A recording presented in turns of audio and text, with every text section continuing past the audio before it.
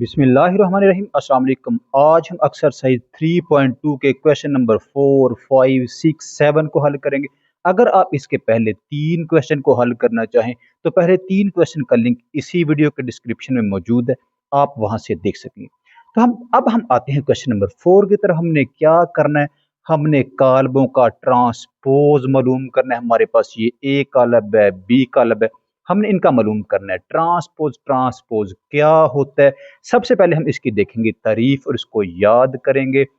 कतारों को कालमों और कालमों को कतारों में बदलने से जो कालब हासिल होता है उसको ट्रांसपोज कहते हैं। इसका मतलब ट्रांसपोज का मतलब होता है बदलना। तो इस चैप्टर में हम क्या पढ़ रहे हैं, इस चैप्टर में हम पढ़ रहे हैं कतारें और हम पढ़ रहे हैं कालम। अगर हम कतारों को कालम में बदल दें और कालम को कतारों में बदल दें तो जो कालब हासिल होगा वो कालब होगा ट्रांसपोज।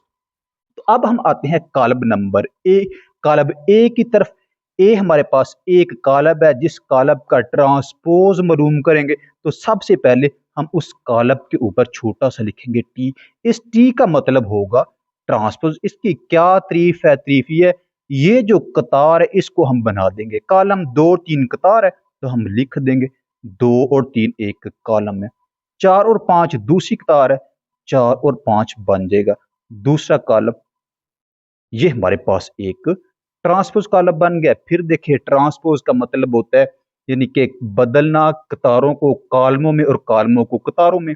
ये हमारे पास एक कतार है, इसको मैंने बदल दिया कॉलम में। ये हमारे पास दूसरी कतार है, इसको बदल दिया दूसरे कॉलम में। या आसान पंजाबी में ये समझ लें कि जो लेटे हैं उसको खड़ा कर देंगे और जो खड़े हैं उसको लटा देंगे। दो और तीन ये लेटा हुआ है, इसको मैंने खड़ा कर दिया। चार और पांच लेटा हुआ है, चार पांच को खड़ा कर दिया। ये हमारा इसका ट्रांसपोज है। अब हम आते हैं बी कॉलम की तरफ।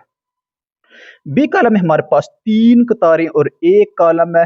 हमने क्या करना है, हमने इसका मालूम करना है ट्रांसपोज। जिस कॉलम का ट्रांसपोज मालूम करना है उस कॉलम के ऊपर लिखेंगे छोटा सा टी। तो ट्रांसपोज मालूम करने का तरीका यह है कि कतार को बदल देते हैं कॉलम में और कॉलम को बदलते हैं कतार में। यानी कि ये हमारे पास तीन सात छः एक कॉलम है, इसको बदल देंगे एक कतार में तो बन जाएगा हमारे पास तीन सात और छः। ये हमारे पास एक ट्रांसपोज कॉलम बन गया। ये खड़ा है, इसको कर दिया हमने लटा। अब हम आते हैं सी की तरफ। हमारे पास एक सी कॉलम है, पांच माइनस दो चार। हमने क्या करना है, हमने इस सी कॉलम का ट्रांसपोज मालूम करना है। जिस कॉलम का ट्रांसपोज मालूम करना है, ट्रांसपोज मालूम करने का तरीका ये होता है उस कॉलम के ऊपर हम छोटा सा करके टी लिखेंगे। इस टी का मतलब हम ट्रांसपोज मालूम करेंगे। ट्रांसपोज मालूम करने का तरीका होता है जो कतार हो उसको कॉलम बना देते हैं, जो कॉलम हो उसको कतार बना देते हैं। ये हमारे पास एक कतार है, इसको हम एक कॉलम बना देंगे तो लिख देंगे पांच माइनस का दो और चार। यानी एक लेटा हुए नंबर थे, इसको मैंने कर दिया खड़ा। तो अब हम आते हैं पार्ट नंबर डी की तरफ। ये हमारे पास एक डी कॉलम है, हमने इसका ट्रांसपोज मालूम करना है। ट्रांसपोज मालूम करने का तरीका ये होता है डी के ऊपर हम छोटा सा लिख देंगे टी। इसका मतलब है हमने डी का करना है ट्रांसपोज मालूम। ट्रांसपोज के लिए हम क्या करते हैं, जो कतार होती है उसको हम बदल देते हैं कॉलम में। दो और पांच एक कतार है, दो और पांच एक बन गया है कॉलम। तीन और छह ये दूसरी कतार है, तीन और छह ये बन गया है दूसरा कॉलम। चार और सात तीसरी कतार है, चार और सात ये बन गया हमारे पास तीसरा कलम। यानी इस दो पांच ये लेटा है, इसको खड़ा कर दिए। तीन छह लेटा है, इसको खड़ा कर दिए। चार सात लेटा है, इसको खड़ा कर दिए।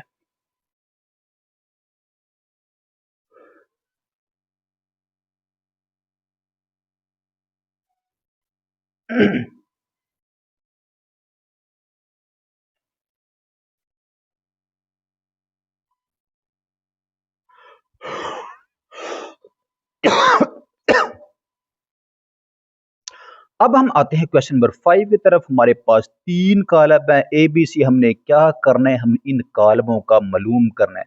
मनफी कॉलम बिल्कुल आसान है, जिस कॉलम का मनफी कॉलम मालूम करना है आपने उस कॉलम के बाहर लिखना है माइनस और अंदर अलामतें तमाम अरकान की बदल देनी है। ये हमारे पास एक कॉलम है। जब हम इसका मनफी कॉलम मालूम करेंगे तो इसके बाहर लिखेंगे माइनस और जो अंदर कॉलम उसकी तमाम की अलामतें बदल देंगे, जहां माइनस होगा प्लस कर देंगे, जहां प्लस होगा माइनस कर देंगे। ये माइनस का 3 है तो ये बन जाएगा प्लस का 3, ये 0 है, 0 के साथ प्लस लिखें माइनस लिखें कोई फर्क नहीं पड़ता। ये प्लस का 5 है, ये बन जाएगा माइनस का 5, ये प्लस का 6, ये बन गया माइनस का 6। अब हमारे पास बी कॉलम है, इसका भी हमने मनफी कॉलम मालूम करना है। जिस कॉलम पर मनफी कॉलम मालूम करना हो उस कॉलम के बाहर लिखते हैं माइनस और अंदर अलामतें बदल देते हैं। ये माइनस का 3 है, ये प्लस का 3 बन जाएगा। ये प्लस का 3 है, ये माइनस का 3 बन जाएगा।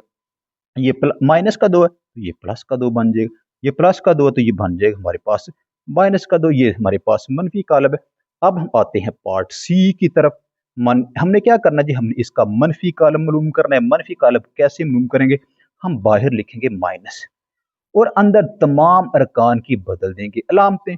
ये माइनस का 9 है, ये प्लस का 9 बन जाएगा। ये प्लस का 1 है, ये माइनस का 1 बन जाएगा। ये प्लस का 1 है, ये माइनस का 1 बन जाएगा। और ये माइनस का 7 ये बन जाएगा प्लस का 7। ये हमारे पास मनफी कॉलम है।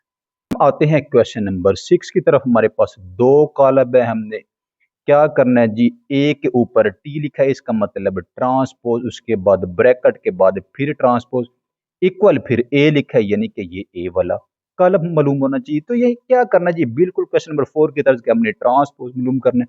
किसी भी क्वेश्चन में अगर ब्रैकेट हो तो सबसे पहले ब्रैकेट हल करते हैं। तो ब्रैकेट में क्या है जी, ए के ऊपर टी है।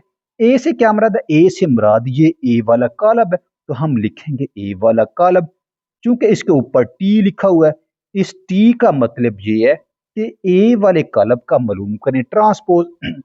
ट्रांसपोज कैसे मालूम करते हैं, ट्रांसपोज मालूम करने का तरीका होता है, हम कतार को बदल देते हैं कॉलम में। 2 और 3 ये कतार है, 2 और 3 बन गया कॉलम। 4 और 5 कतार है, 4 और 5 बन गया कॉलम। ये हमने इसका ए का ट्रांसपोज मालूम की।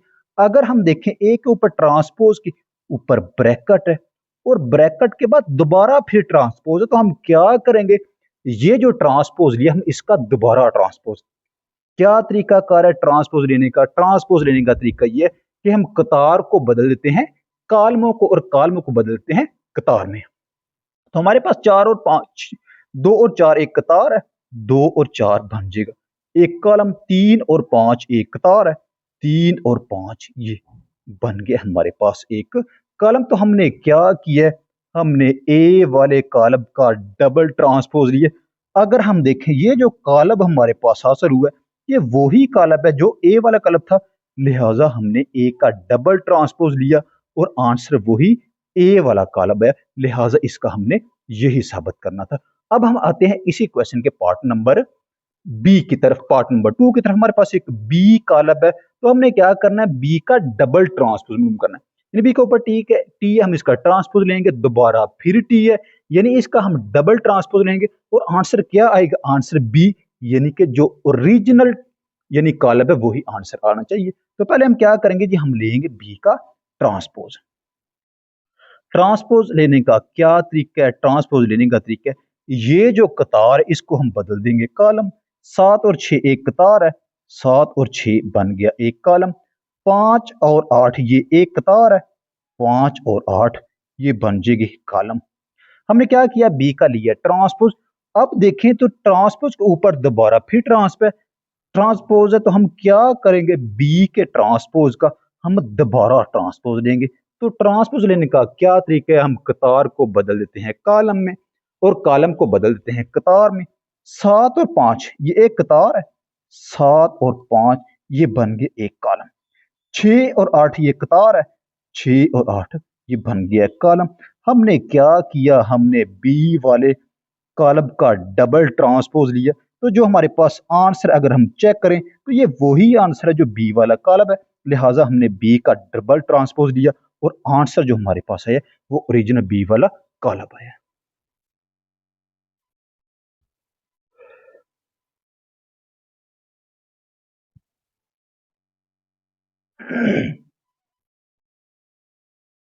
अब हम आते हैं क्वेश्चन नंबर 7 की तरफ। हमने साबित करना है, क्या साबित करना है, ये हमारे पास एक कॉलम है जिसका नाम एल है, इसमें 3 कतारें और इसमें 3 कॉलम है। हमने क्या करना है, हमने सिमेट्रिक कॉलम फाइंड करना है। सिर्फ ये स्टेटमेंट है, एल और एक सिमेट्रिक कॉलम, सिमेट्री कॉलम का क्या मतलब होता है? जिस कॉलम का सिमेट्री कॉलम रूम करें उसका हम ट्रांसपोज ले तो वही कॉलम आए, उसको हम सिमेट्री कहते हैं। तो सिमेट्री के लिए सबसे पहले इसकी तारीफ देखते हैं।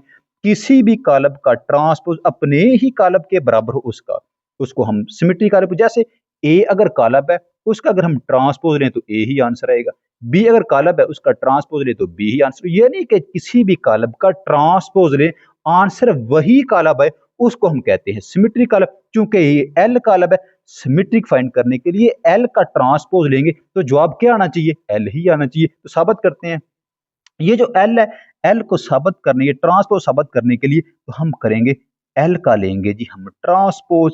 ट्रांसपोज लेने का क्या तरीका है? ट्रांसपोज लेने का ये तरीका है, जो लेटे हुए नंबर है उनको हम खड़े कर देते हैं, जो खड़े होते हैं उनको हम लटा देते हैं। 2 3 4 ये खड़े, लेटे हुए इनको हम कर देंगे खड़े। या फिर अगर कतार है उसको कॉलम बना देंगे। 2 3 4 कतार है तो 2 3 4 ये बन गया कॉलम। 3 माइनस 2 5 ये कतार है, 3 माइनस 2 और 5 ये बन गया हमारे पास कॉलम। 4 5 0 ये कतार है तो 4 5 0 ये बन गया कॉलम। यानी कि हमने एल वाले कॉलम का क्या लिया? हमने एल वाले कॉलम का ट्रांसपोज लिया। अगर हम चेक करें तो वही जो ओरिजिनल एल वाला कॉलम है वही बन गया। यानी कि अगर हम किसी भी कॉलम का ट्रांसपोज लें वही कॉलम आंसर आ जाए, उसको हम कहते हैं सिमेट्री कॉलम। तो पस हम लिख देंगे, पस एल एक सिमेट्रिक कॉलम है। सिमेट्री कॉलम की क्या पहचान है? किसी भी कॉलम का हम ट्रांसपोज लें आंसर वही कॉलम है, उसको हम कहते हैं सिमेट्री कॉलम। यही हमारा आंसर है। अगर आपको मैथ की समझ आ रही है, अगर आपको इससे फायदा हो रहा है तो मेरे चैनल को जरूर सब्सक्राइब करें ताकि मेरी हर आने वाली वीडियो आप तक बर वक्त पहुंचती रहे। इंशाल्लाह मिलते हैं अगली वीडियो में, तब तक के लिए अल्लाह हाफ़िज़।